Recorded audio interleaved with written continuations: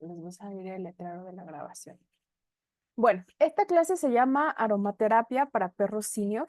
Em, la aromaterapia, por definición, es una forma de acompañar algún tipo de padecimiento, digamos, ya sea físico o emocional. Entonces, justamente la etapa senior en los perros y también en los humanos es una etapa que representa cambios, que representa una serie de cambios a nivel físico, a nivel fisiológico, y también y esos cambios también se ven reflejados a nivel, a nivel emocional. Entonces, bueno, un poco de mí. Yo estudié economía y filosofía de la ciencia. Siempre había trabajado en producción audiovisual hasta que hace 3 años decidí comenzar un negocio de juguetes olfativos. Y de ahí, en octubre del 2022, dejé mi último trabajo en producción audiovisual. Me enfoqué totalmente en el tema de los juguetes olfativos para perros y para gatos, pero paralelamente comencé a estudiar aromacología hace 2 años. Entonces, aromacología orientada a los animales. Entonces, pues aquí estoy. Ese es como el camino que he recorrido. Bueno, esto siempre que voy a hablar de aromaterapia y perros, esto siempre lo repito, ¿no? La aromaterapia o el uso de aceites esenciales no reemplaza la debida atención veterinaria ni un diagnóstico médico adecuado. Y sobre todo en el tema que se va a tratar hoy, si algo les hace ruido, eh, las diapositivas no son un diagnóstico, ¿no? Las diapositivas son como ok, creo que puede que mi perro esté pasando cierta situación, entonces mejor ir a consulta veterinaria. Lo segundo es que al difundir aromáticamente los aceites esenciales siempre debe ser en espacios ventilados y en moderación. Un difusor no necesita más de 5 o 6 gotas de aceite esencial cuando son de muy buena calidad. Y si son de mala calidad, mejor ni ponerle tanto porque puede ser molesto en lugar de terapéutico. Eh, el uso de los aceites esenciales de forma tópica siempre tiene que ser diluido eh, en animales y también en humanos. Hace un rato alguien me preguntaba como, oye, ¿los puedo usar directo? Pues sí puedes, realmente no, o sea, no va a pasar nada grave. Digamos, lo peor de los casos es que te puede irritar porque los aceites esenciales son una variedad de alcoholes, pero al final es que si tú lo utilizas directamente en la piel, es como si estuvieras desperdiciando el aceite. ¿Por qué? Porque se evapora, es una sustancia altamente volátil. Entonces, cuando tú utilizas algún aceite portador, normalmente son aceites vegetales, como son jojoba, aceite de almendras, aceite de coco y otra variante del aceite de coco, que es el aceite de coco fraccionado. El aceite de coco fraccionado es el aceite de coco, pero pasa por un proceso químico donde las moléculas se modifican para que nunca se endurezca. Porque si tenemos el aceite de coco en la cocina o si le damos a los perros o lo usamos para algo, nos vamos a dar cuenta que cuando la temperatura baja se endurece y cuando la temperatura está considerablemente cálida o más alta, está líquido. Entonces el aceite de coco fraccionado es el mismo aceite de coco, solo que sin esa cualidad de endurecerse cuando baja la temperatura. La cuarta es observar siempre la reacción de tu perro ante la introducción de aceites esenciales. Reacciones buenas o reacciones malas. Los perros suelen comunicar bien, se alejan o se acercan, se van, puede que como que resoplen y eso es como, no necesariamente es que no le gusta, pero a veces lo inhalan demasiado cerca, entonces como siempre observar, observar, observar. Evitar siempre el contacto con ojos, nariz, boca y genitales. Mantener los aceites fuera del alcance de los animales. ¿Por qué? Porque a veces les gustan mucho y a veces van y cogen las botellas con el hocico. Y digamos que el nivel de toxicidad más alto de los aceites esenciales, más allá de la vía aromática o tópica, se encuentra cuando los ingieren. Evitar usarlos antes de los 3 meses de edad ni en hembras gestantes. Aquí está el listado de aceites tóxicos en perros y gatos. Em, Esto les voy a pasar la presentación, entonces lo tienen para que siempre que necesiten consultar, tengan duda, pues lo vean. Los clásicos son esto que se llaman aceites calientes, que de por sí su olor suele ser muy picante. Clavo, casia, canela, orégano, tomillo. La rosa, la rosa no es picante, pero la rosa en todas sus variedades y derivados es tóxica tanto para perros como para gatos. El pachulí, la gaulteria, el abedul, el árbol del té o melaleuca, también se conoce el árbol de té como melaleuca, y algunas mezclas en específico de doTERRA que son tóxicas y yo no recomiendo su uso. En perros es OnGuard Easy Air, que es la mezcla como respiratoria, Abode, que es una mezcla para limpieza, y el Deep Blue, que es una mezcla para el manejo del dolor muscular.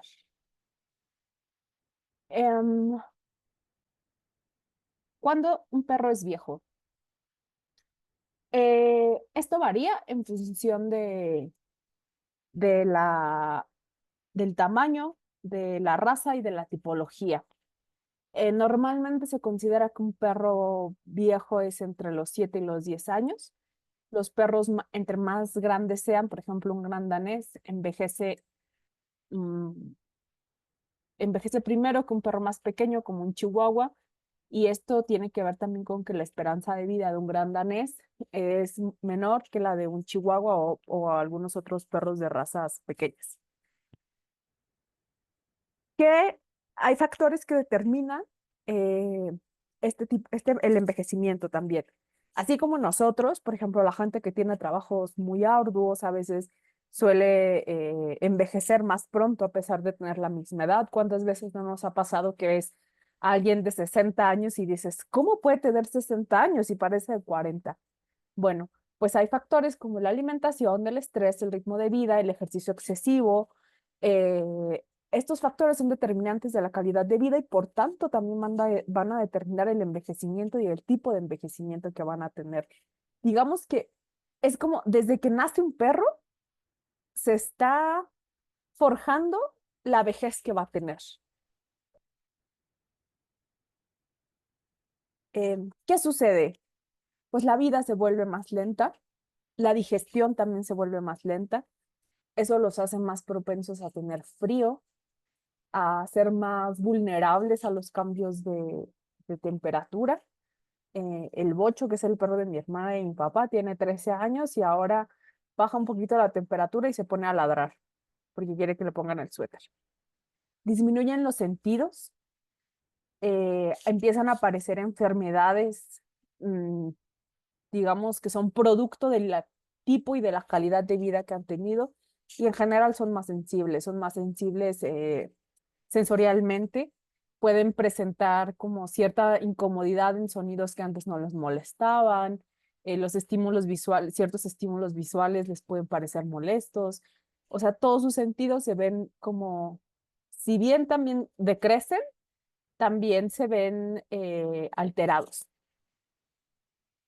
¿Qué es lo que podemos ofrecerle nosotros como tutores, como humanos en esta etapa?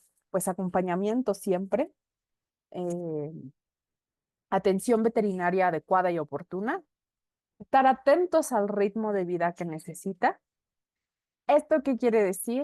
Eh, que su vida va a presentar cambios poco a poco y cosas que antes no necesitaba, va a necesitar, o cosas que antes hacía ya no las va a hacer, o cosas que antes no le interesaban, quizá ahora le puedan empezar a interesar.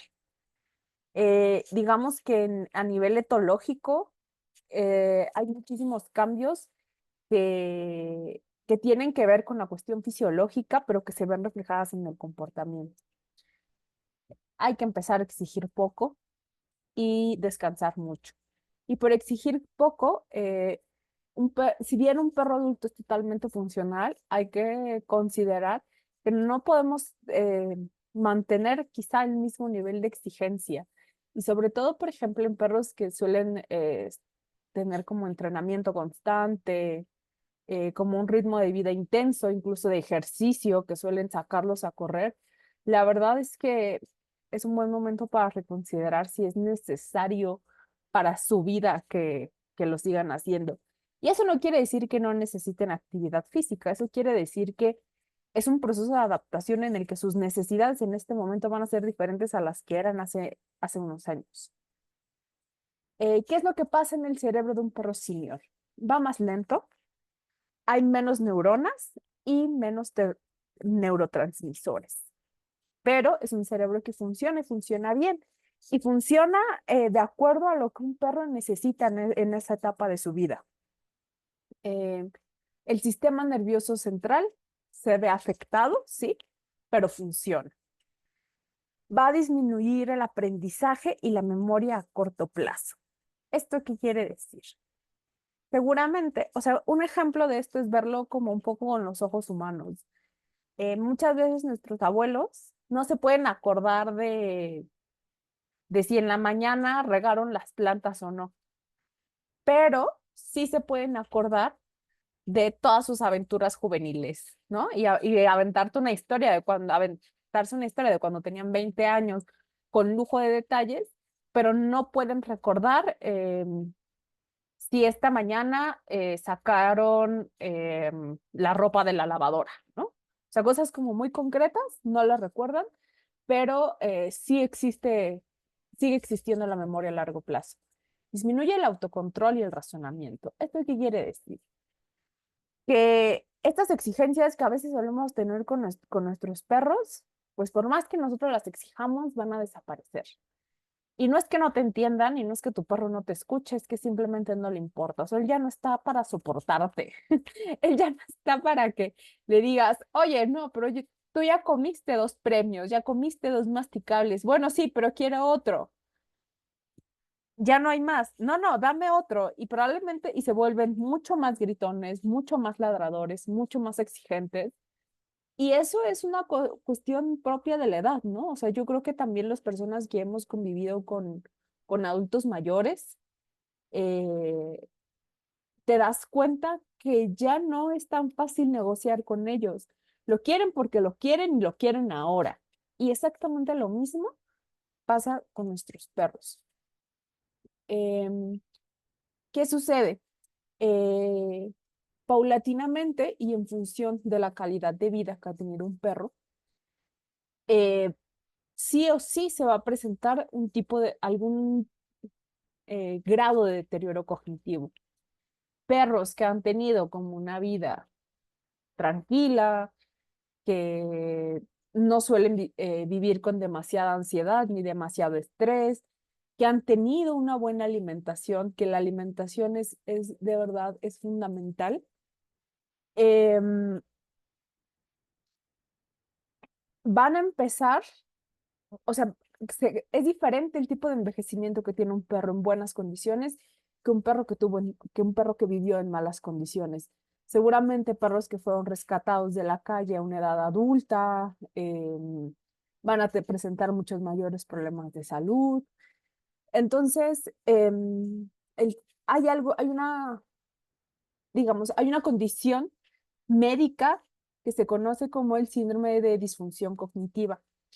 Y no es otra cosa que un conjunto de síntomas que se asocian a la pérdida gradual y progresiva de la capacidad cognitiva, lo que implica cambios en el comportamiento sin ninguna causa médica que los explique. Y esta condición se da en perros senior o geriátricos. En las estadísticas dicen que entre el 13 y el 60% de los perros senior lo presentan. ¿Por qué es como tan amplio ir del 13 al 60%? Porque realmente el síndrome de disfunción cognitiva está como subdiagnosticado. Esto quiere decir que hay muchos perros que están en la etapa geriátrica que viven con síndrome de disfunción cognitiva, pero no les ha sido diagnosticada. ¿Por qué?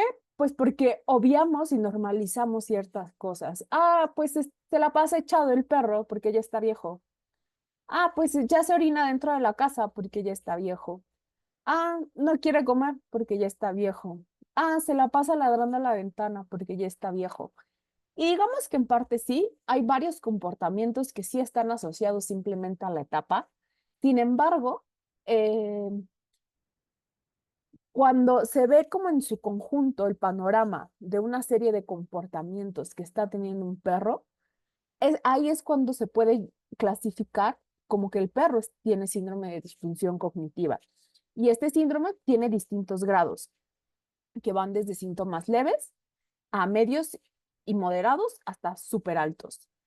Es gradual, es progresiva, no se puede detener, pero o sea, va a avanzar sí o sí, pero nosotros podemos ayudar en la velocidad en la que esa pérdida gradual de capacidades y de comportamientos sucede.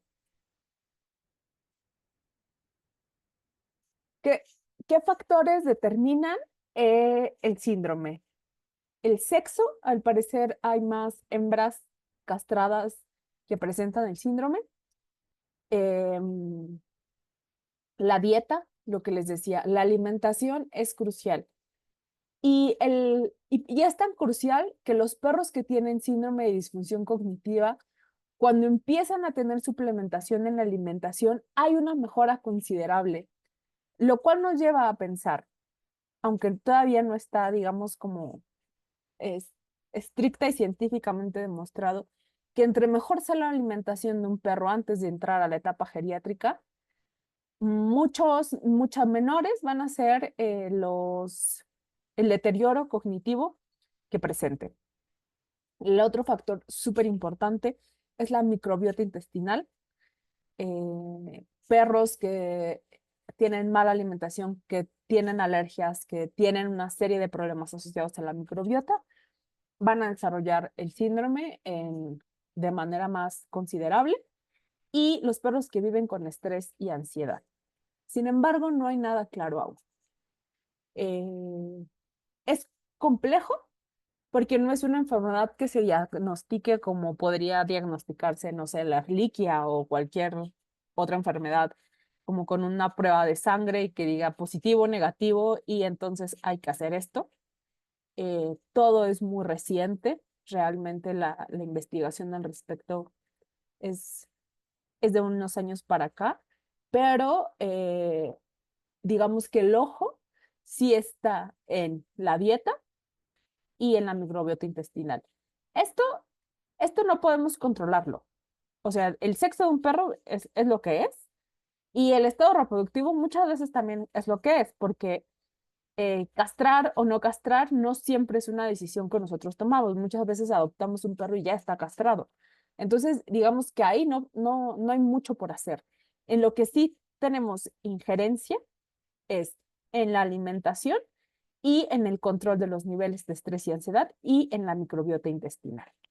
Esos son los factores que sí podemos controlar. Lo otro, pues está ahí y nada queda por hacer. ¿Cómo se diagnostica el síndrome de disfunción cognitiva? Hay signos clínicos que se conocen como DISHA, que es desorientación, cambios en la interacción, cambios en el sueño, cambios en el house training, que el house training es todo lo que el perro suele hacer en la cotidianidad. El sitio en donde hace pipí, los horarios en los que hace pipí, el sitio donde suele dormir, eh, digamos como que absolutamente todo, todo lo que es parte de la vida cotidiana. Cambios en la actividad, es decir, hay veces que, bueno, lo explico más adelante, solo quería aclarar que el house training, entonces quedamos que es desorientación, interacción, sueño, house training, cambios en la actividad y cambios en la ansiedad. Bueno, vamos a ver qué es cada uno de estos. La desorientación es algo que suele ser, digamos, como más o menos común. Suelen mirar a un punto fijo, pero no como que están distraídos, sino como que de verdad se van. Suelen deambular por la casa y eso es como un comportamiento que antes no tenían. No suelen encontrar las puertas, están en una habitación y quieren salir o quieren entrar y no, y les cuesta trabajo como saber por dónde va a pasar. por dónde por dónde va a pasar. Se pueden quedar atrapados en habitaciones y no reconoce familiares. Esto como de entró alguien que a lo mejor no vive con él, pero que más o menos con cierta frecuencia lo conoce. Eh, Ay, es que alguien me dijo que quería entrar, pero no me aparece. Eh, no reconoce, no reconoce como a los familiares o a personas que más o menos frecuentaba y que ahora las ve y no están. Los cambios en la interacción. Disminuye la intensidad en el saludo o el interés en las caricias. Esto puede aumentar o disminuir. O sea, puede que ahora quiera más caricias o quiera menos caricias. Es mucho más dependiente de su humano o de sus humanos. Disminuye la conducta de juego y en grupos sociales donde hay más perros o gatos puede haber conflictos. Em, los otros son cambios en el sueño. Es un cambio total en la forma en la que solían dormir. Se altera se alteran como los lapsos de sueño y de vigilia. Entonces, puede que esté durmiendo menos o que en el día no duerma o que esté durmiendo más en el día y menos en la noche. Digamos como que se desregula totalmente o por lo menos es diferente de como solía hacerlo antes. Duerme más por el día, no descansa por la noche y muchas veces llegan a ladrar en la noche. Eh, un ejemplo que yo tengo es justo el bocho del perro de mi papá. Él, pues ahora, el señor a las 9 de la noche, él ya tiene que estar en su cama. Y si no está en su cama, se pone a ladrar. Entonces eso implica que ahora quiere salir un poco antes de esa hora a su última salida al baño, como 8:30. Y esto es algo que él mismo ha ido determinando. Y, o sea, de verdad es que es muy fuerte cómo ese lapso de tiempo o los lapsos en los que también requiere ir al baño, ahora sale una vez más al baño, eh, se, se modifican. Y a las 6 de la mañana él ya está más que despierto. Mm, Cambios en el house training. Pérdida de aprendizaje de la conducta de eliminación. O sea, muchas veces puede pasar que un perro que nunca se solía hacer del baño dentro de casa, lo hace. Eh, no realizan acciones o ejercicios aprendidos. Quizás si un perro conoce el siéntate o algún truco, pues simplemente se va y ya no vuelve. Tienen mucha mayor dificultad para aprender. Es como más difícil que lleguen a aprender algún tipo de conducta orientada a algún propósito. Por ejemplo, cuando esto se nota mucho cuando hay algún cambio de casa, por ejemplo, en esa etapa, eh, suele haber ciertos conflictos. Em, o por ejemplo, en los paseos también eso se ve reflejado. Em, si ya no conocen, le cuesta trabajo conocer entornos nuevos también, ¿no? Si lo llevas a pasear a algún lugar que no conoce, puede que se sienta muy, muy, muy incómodo. Cambios en la actividad. Aumentan las conductas repetitivas, eh, aumenta el apetito o la deambulación. La deambulación es literalmente estar dando vueltas, como un poco desorientado, pero sin estar buscando algo. Disminuye la interés en el juego si es que tiene algún otro individuo con el que comparta la vida y disminuye la conducta explorativa, que es lo que les decía. Les pasa esto que ya no quieren conocer lugares nuevos, quieren seguir como por la misma ruta que ellos ya conocen y que ellos ya tienen más más que aprendida. El diagnóstico. Lo que les decía es que el diagnóstico es complejo y tiene que hacerlo sí o sí un veterinario. Mm, ¿Por qué? Porque solamente él eh, va a tener como el criterio para diagnosticar si el perro, denme un segundo.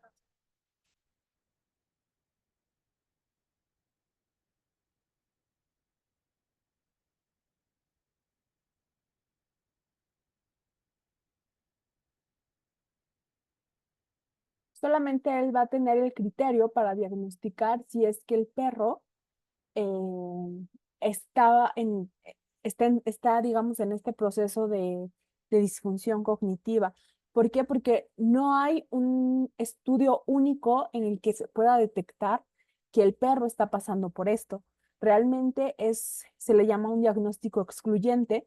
¿Por qué? Porque lo que tienen que hacer es un montón de pruebas para excluir que no tenga artritis, osteoartritis, Cushing, una serie de enfermedades que pueden parecer el síndrome, pero que si se atienden, entonces estos rasgos que presentaba y que parecían ser del síndrome ya no están. Entonces, ahí es cuando se sabe si es otra enfermedad o si era realmente síndrome de disfunción cognitiva. Por eso es importante las visitas al veterinario frecuentes y comentar ese tipo de cosas al veterinario, porque normalmente a veces es como, ah, necesita vacunas, necesita exámenes de sangre, esto, lo otro, como que ajuste y fuera. Y no, muchas veces la sintomatología de un proceso que puede estar viviendo un perro es mucho más complejo. Para esto hay algo que se llama escala de evaluación cognitiva canina. Es un test. Cuando acabe la clase y les envíe la grabación, les voy a enviar el test. Es, está hecho, me parece que por Purina o alguna de estas industrias alimenticias. Y es un test en el que tú das una valoración, te hace ciertas preguntas y tú le das valoración a esas preguntas y cuando sumas los puntos, te dice como si tu perro no tiene, si tiene en un nivel bajo, si tiene un nivel moderado o si está viviendo con síntomas altos de disfunción cognitiva. Y es importante que se haga dos veces. La primera vez, después veterinario, evaluar todos estos síntomas que se descartan enfermedades y luego volver a hacer. Porque ahí, si te das cuenta que ya recibió atención veterinaria, pero el diagnóstico del test sigue siendo el mismo, entonces claro que tu perro está viviendo con síndrome de disfunción cognitiva. Pero incluso aunque un perro tenga disfunción cognitiva en un estadio leve o bajo, la verdad es que estos estos síntomas y estas variaciones eh, en la etapa, que son propias de la etapa, van a estar ahí. Entonces, hay perros que van a vivir la vejez súper suavecita, súper tranquila y muy bien, pero hay otros perros que no, que realmente va a ser una etapa pues un poco más compleja. Eh, no hay un tratamiento específico. Lo que sí, pues es mejorar la convivencia y el único modo de mejorar la convivencia es entender por la etapa en la que está pasando nuestro perro, que tenga un entorno adecuado y estimulante. El entorno adecuado, me quiero decir, un sitio adaptado a él. Eso implica hacer uso de tapetes, alfombras. ¿Para qué? Pues para hacerle la vida más fácil. Muchas veces vamos a tener que requerir quitar cierto mueble o cierta mesa porque empieza a chocar con él, porque igual la dimensión del espacio ya no lo miden de la misma manera que lo hacían antes. Entonces, eso es muy importante, ¿no? Como considerar que nuestra propia casa va a necesitar ser adaptada a esa etapa y también ofrecerles un entorno estimulante.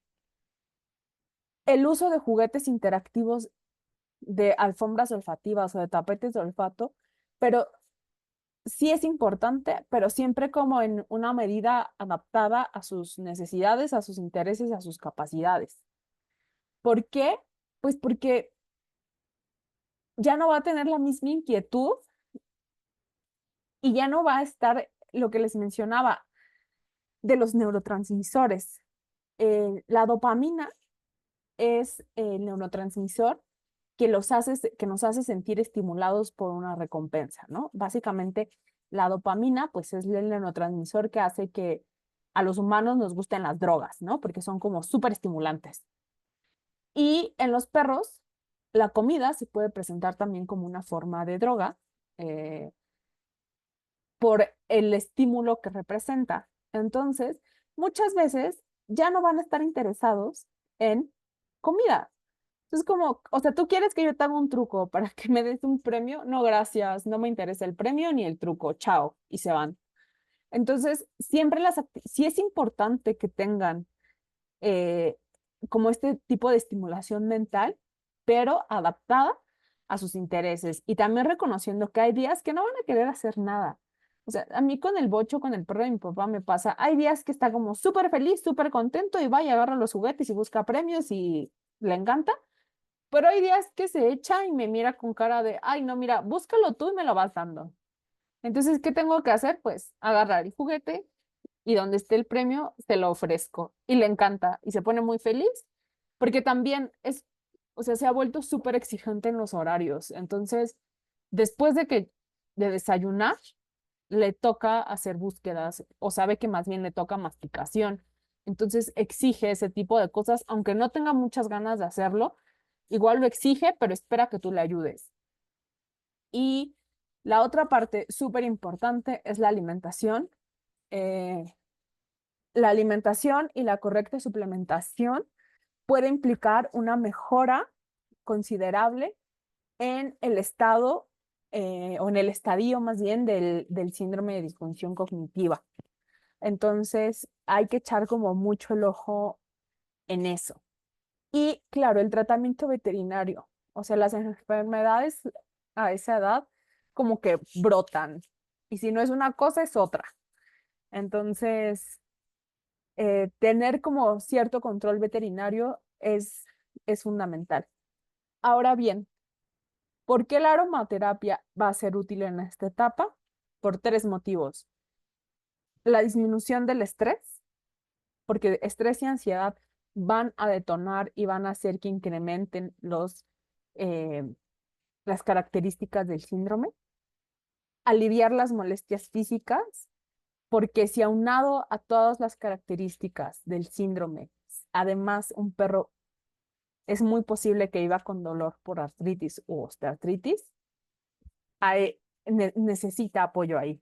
Y para estimular el cerebro. La verdad es que hay suficiente evidencia científica para saber que los aceites esenciales tienen un efecto positivo en el cerebro y en el nivel de neurotransmisores. Entonces, entre más les ayudemos a estar mejor, su calidad de vida en general va a ser mucho mejor.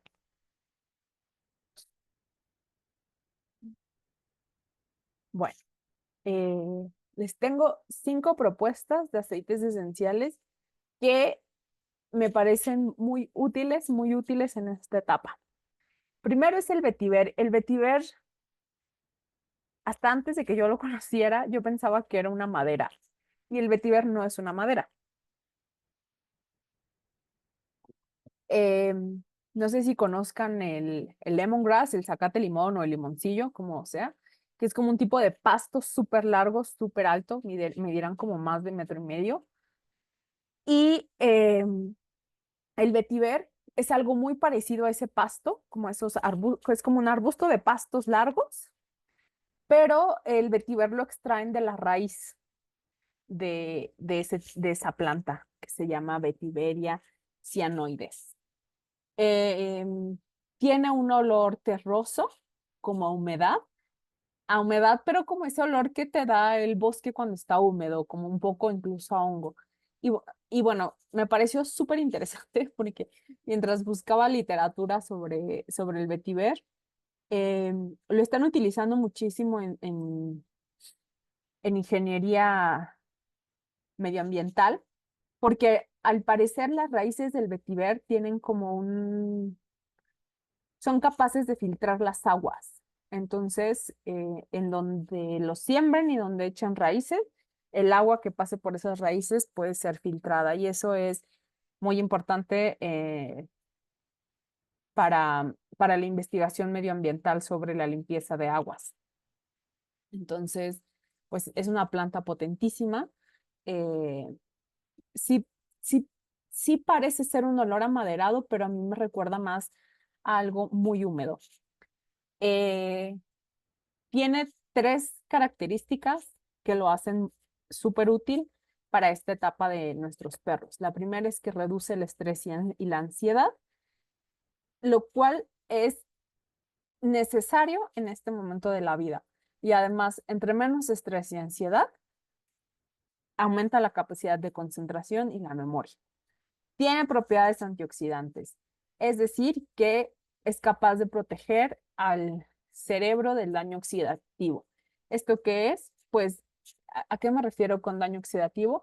Pues como a la muerte eventual de ciertas células que implican el deterioro del cerebro como órgano. Mejor el sueño. Y entre mejor duerma un perro, mejor descanso tenga, su nivel cognitivo va a mejorar muchísimo más. Y no principalmente en la etapa senior, pero no solo en la etapa senior. Además, yo llevo 2 semanas usándolo para dormir en el difusor y de verdad que yo caigo así, rendidísima y me había estado despertando en la madrugada y llevo 2 semanas que empecé a usarlo en la noche, que no está pasando eso, lo cual me da bastante gusto porque pues sueño que es interrumpido, sueño que no es adecuado. El otro es el incienso. Lo mismo con el incienso que con el vetiver. Reduce el estrés oxidativo del cerebro. Tiene propiedades antiinflamatorias, lo cual ayuda a detener o a contrarrestar la neurodegeneración y mejora la circulación sanguínea en el cerebro, lo cual es óptimo en este momento porque va a beneficiar también como todos los procesos cognitivos que se empiezan a ralentizar durante la etapa. El otro es la copaiba. La copaiba, yo así soy fan de la copaiba. Bueno, no les dije, pero, y no sé si lo sepan, pero tanto el incienso como la copaiba son resinas. Es decir, se extraen de dos árboles. Bueno, tanto el incienso como la copaiba no son de un solo árbol, provienen de una variedad de árbol que se llama, en el caso de la copaiba se llama copaiba nucífera, pero hay varias variedades. Y ambos son resinas, o sea, no cortan el árbol como tal, ni es de las hojas, ni es de las raíces, sino que los árboles les van haciendo un tipo de corte que van extrayendo la resina. Entonces, la copaiba viene de Brasil, el incienso me parece que viene de Sri Lanka o de algún lugar de Medio Oriente que ahora no recuerdo, pero em, ambos son resinas y tienen como estos olores que en perfumería le suelen decir edificantes porque son como, no son perfumados, no son amaderados, pero tienen como muchísima fuerza. La copaiba reduce el estrés oxidativo también, reduce la inflamación cerebral y algo que a mí me encanta de la copaiba es que modula el sistema endocannabinoide. La copaiba, casi el 60%. Los aceites esenciales tienen una composición química. Entonces, más o menos el 60% de la copaiba es un compuesto químico que se llama beta-cariofileno. El beta-cariofileno es algo que se llama un endocannabinoide. Seguramente ustedes han oído hablar del CBD. El CBD es un cannabinoide porque proviene del cannabis. Pero ¿qué pasa con el CBD? Que la planta del cannabis tiene dos moléculas, fundamentalmente, el THC y el CBD. El THC es lo que da para arriba y el CBD es la molécula que actúa directamente en el sistema nervioso central.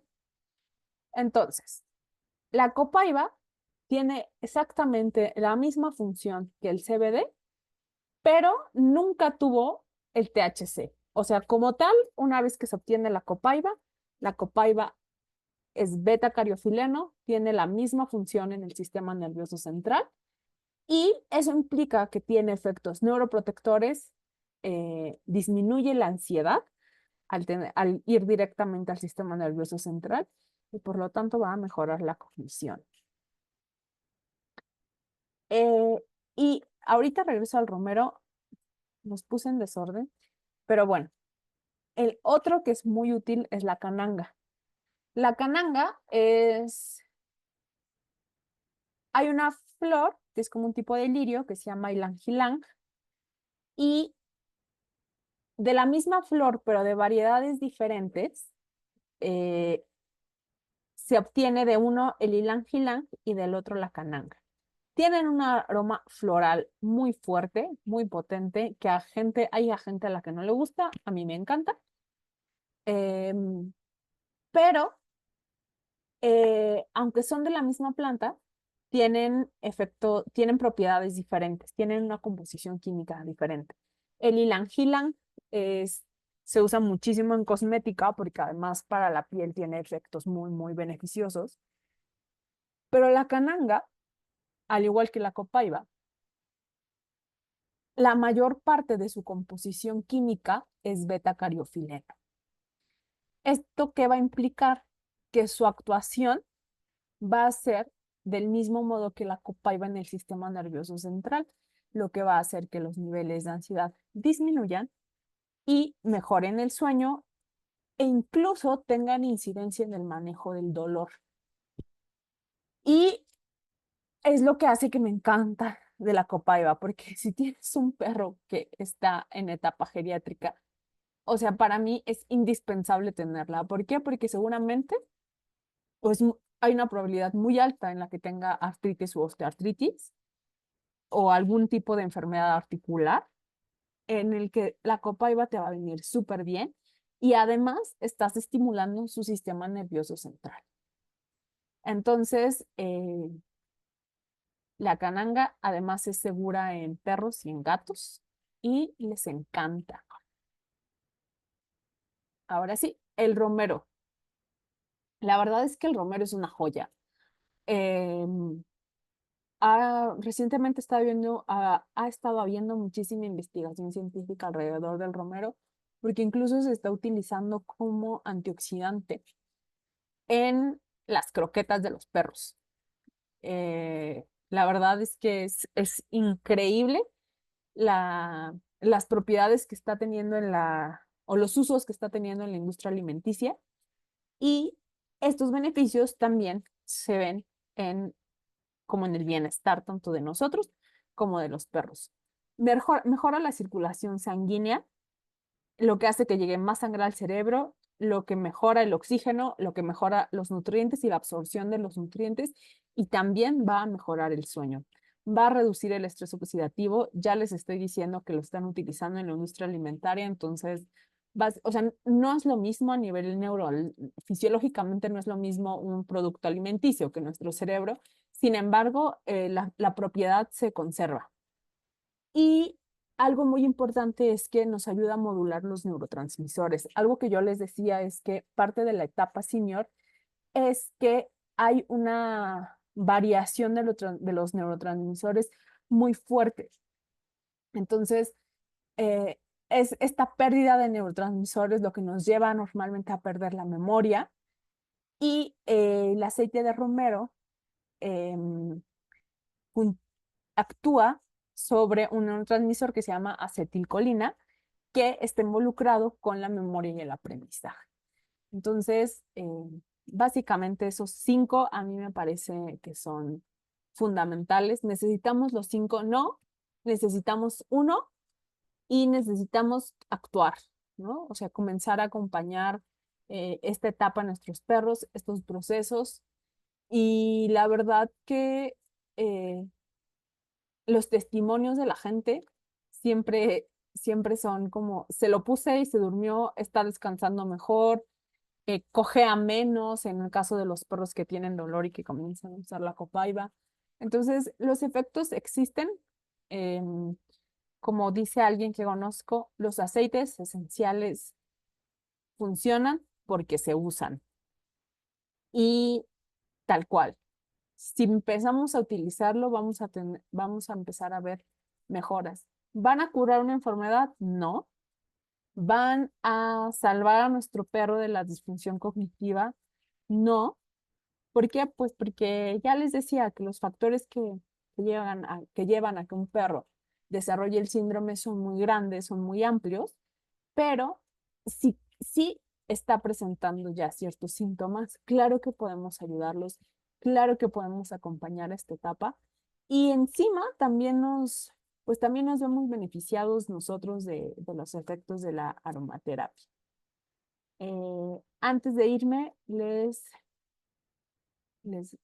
recuerdo o les comento que desde el lunes y hasta este viernes 26 hay algo que se llama Bogos en doTERRA, que es Buy One, Get One, que es básicamente un 2x1. Entonces, si tú compras Ylang Ylang, te llevas cananga gratis. Si compras el romero, te llevas la lima. La lima es el limón mexicano, solo que lo que en aceites esenciales es el limón, se refieren al limón que nosotros le decimos eureka, que son como estos grandes amarillos. Y lo que nosotros en México conocemos como limón es una variedad de lima.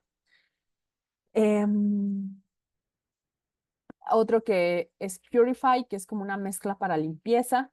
Mandarín, y si compras Purify te llevas mandarina. Si compras menta te llevas toronja. Toronja y mandarina son seguros a nuestros perros. Purify nos puede ayudar muchísimo para limpiar la cocina o para limpiar cosas. La menta se podría utilizar en los perros, pero como en una muy, muy baja dosificación.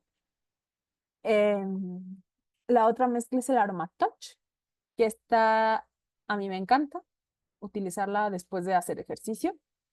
En la crema del cuerpo te deja una sensación súper refrescante, incluso si estás como acalorado, es un poco mentolado, entonces es muy rico. Y el geranio, que es una flor de olor que a mí me encanta, benéfico para la piel. Es un ansiolítico también, si se utiliza con cedro, la verdad es que ayuda un montón a relajar. Además es repelente porque tiene un compuesto parecido al de la citronela, entonces también es muy, muy, muy rico. Y finalmente tenemos estas capsulitas que son de aceite esencial, unos son de On Guard. La mezcla de On Guard es como la mezcla para el sistema inmune, tiene orégano, naranja, creo que incienso.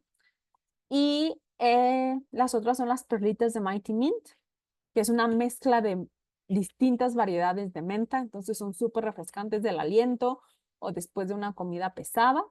Las de On Guard para ahora estos cambios de clima están perfectas. Yo aquí en mi escritorio tengo estas que son tabletas masticables de On Guard porque la verdad es que entre el sol, la lluvia y el frío, pues ya no se sabe qué onda. Y bueno, si los quieren todos, esto es el precio. Por mi parte es todo. Cuéntenme si tienen alguna duda. Voy a Sí, dejar. yo tengo, A ver, yo Veras, tengo dos dudas. dime. Mira, la primera, de los 5 aceites que nos mostraste, ¿alguno puede ayudar para perros que tienen epilepsia? Déjame preguntarle a una veterinaria, pero estoy casi segura que el incienso y la copaiba. Cualquiera de esos dos. Pero lo voy a preguntar y te lo respondo en un mensaje más tarde. O mañana más bien, porque la veterinaria Va, está en España. perfecto. Pero sí, Ok, estoy segura que incienso o copaiba. súper. Y la otra es, Cuando compramos algún aceite esencial que a lo mejor no es adecuado para nuestros perros, si nosotros queremos ponerlo en el difusor, ahí, ¿qué es lo que recomiendas? ¿Que lo pongamos en una habitación y que ellos no tengan acceso a ella? Sí, o que tengan la ventana abierta. La verdad, o sea, hay una frase que es todo es tóxico y nada es tóxico. Entonces, el nivel de toxicidad radica en la cantidad. En el caso de los perros, hay ciertos aceites que en definitiva yo no usaría, que son los que están en el listado al inicio. Déjame revisar.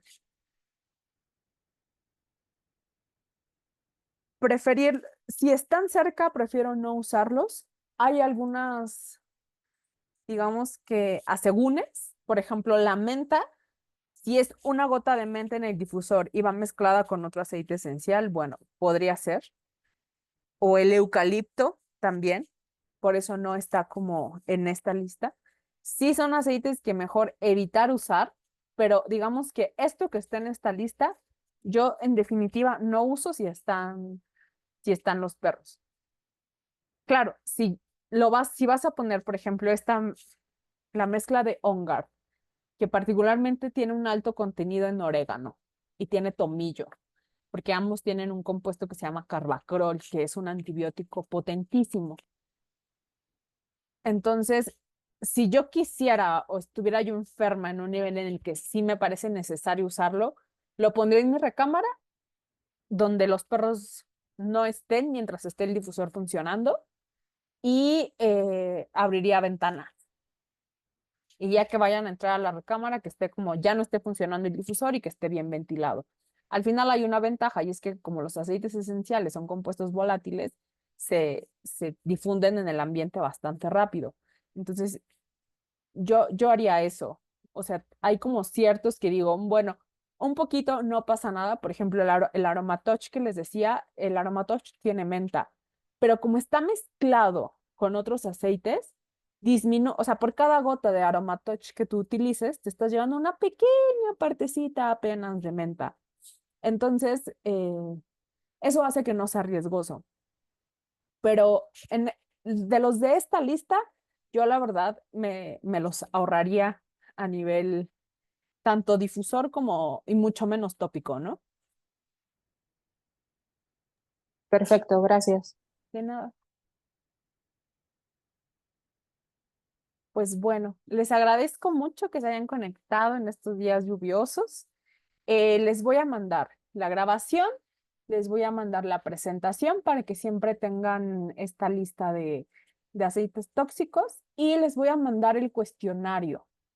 Entonces, pues les agradezco mucho, que tengan una noche muy, muy bonita, muy dichosa y hasta la próxima. Gracias, adiós. De nada.